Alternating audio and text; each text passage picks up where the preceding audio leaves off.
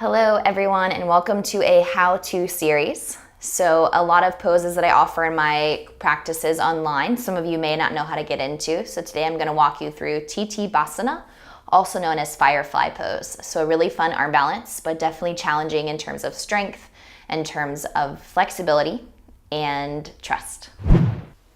Okay, to start in Titibasana, to have two blocks can be very helpful if you cannot do this pose without blocks. So if you don't have two blocks, totally fine. But if you do have them, then it can be helpful to offer more space for this pose. So the hips and the low back and the hamstrings have to be a little bit open for this pose. So we're just gonna do a couple deep squats to allow ourselves to find that, as well as our wrist. Now, sequencing you through an entire class to get you into Titibasana normally would take me an hour. So I would feel really confident in that aspect of the pose. But obviously right now, it's a condensed variation of opening up the body, so that way I can show you how to do the pose. So from here, we're gonna start in deep yogi squat. So we're gonna open our toes to the side, plug our triceps to our inner thighs, and then pull our thumbs to our heart center as our chest lifts. And we're just gonna kind of bob side to side, working into our hips.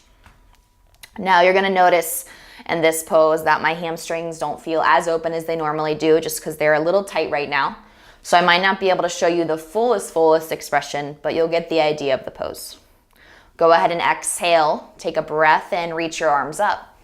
And then on your breath out, put your hands down and then straighten the legs. Bring weight forward in the foot and then fold forward, tuck your chin down. Good, and then rock your hips a little bit side to side. We're gonna take Skandasana, so we're gonna step wide in our mat. We're gonna deeply bend our right knee. And we're gonna straighten our left leg. And as we do this, our heel is down and our toe is lifted, and we're just kind of working into the hamstring. Take a deep inhale. And then on your exhale, we're gonna shift our weight. And we're gonna straighten out our right leg. Heel down, toes are up. Soften the knee a little bit here. Reach the heart forward. Good, feel that nice stretch in the inner thigh, to the bottom of the leg and into your hamstring. Take your time, we're gonna meet in center, and then we're gonna fold forward. Breathe in, and breathe out. Grab the outsides of your legs, bend your elbows, kind of pull yourself through your legs, open up your shoulders a little bit more, and then release. Pivot forward. And then exhale, step your back foot in, back to deep yogi squat. Good, inhale, pull the chest up. And then exhale again, forward fold. I'm gonna drop you down to your knees so we can stretch our wrist. So you're just gonna take the tops of your hands, press them into each other, and then roll them around in a few circles. Good, reach your arms away, open your heart. And then exhale, bring our hands forward. I want you to make circles around your wrists. So I'm bringing the shoulder bone forward and around the fingernails as I do this. And then we'll switch it. So it's not about the hips, it's about the wrist right here. Good. And then turn your hands. And then lift your chest forward if available. And then find a little bit more room in your back. Exhale, tuck your chin. Good. So this arm balance can be really challenging depending on, again, your strength and your flexibility. So work with me and do what you can. So Titibasana is a transition from crow pose, Vaasana'into, but it can also be a very challenging transition to go from one to the other. So we're not gonna work through a lot of that today, but we're gonna start in Malasana, deep yogi squat. Now I'm gonna work you through a little bit of a shoulder opener to get there. So I'm gonna exhale from this pose, fold forward. You're gonna take your left shoulder and you're gonna feed it underneath of your left knee. Hold your ankle.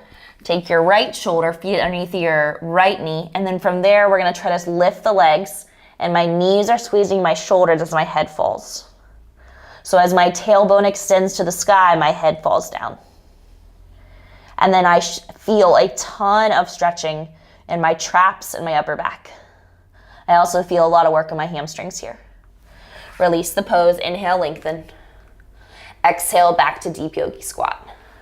So that squeeze and that press is what we're looking for. Exhale, straighten the legs. Now, if you have blocks, this is where they're gonna go, behind your heels. Okay, I'm gonna wiggle one shoulder under, wiggle the other. My hands don't turn away from me, they stay forward, and my fingers go over the edge of the blocks. And I sit on my triceps and pull my heart forward. So step one is getting here and putting your hands down. And then try to walk your feet towards each other. And the only thing on the ground right now are my hands.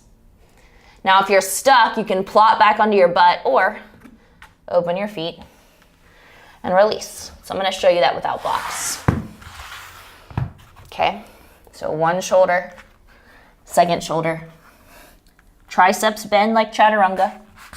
Feet come together. Feet can stay down or cross the ankles and lift. Heart forward, this is also a pose. Good, I'm gonna get out of my wrists to give them a break. And then fold forward. Breath out. So as you move into Titibasana, we come into that variation, but then we straighten our legs to the sides, okay?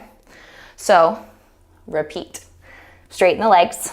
I'm gonna take my right shoulder under first this time, just do something different. And then my left. And I'm gonna sit. I'm gonna reach my heart forward, so really lift my heart, think cobra. And then sit.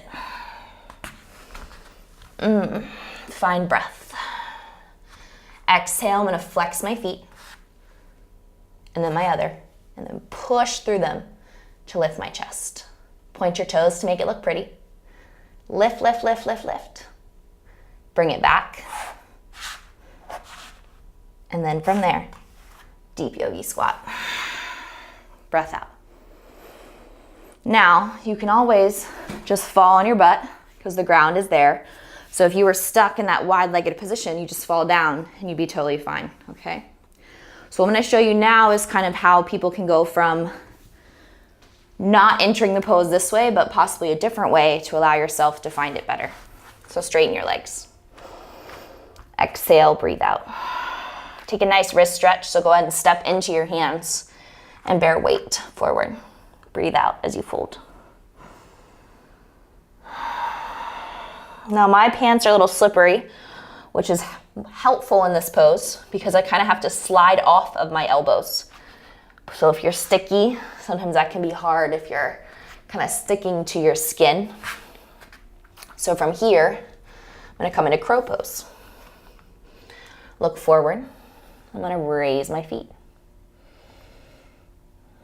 I'm gonna start to slide one leg and then the other. And then I'm in Titibasana again with straight arms. And then I'm gonna plop onto my butt to get out.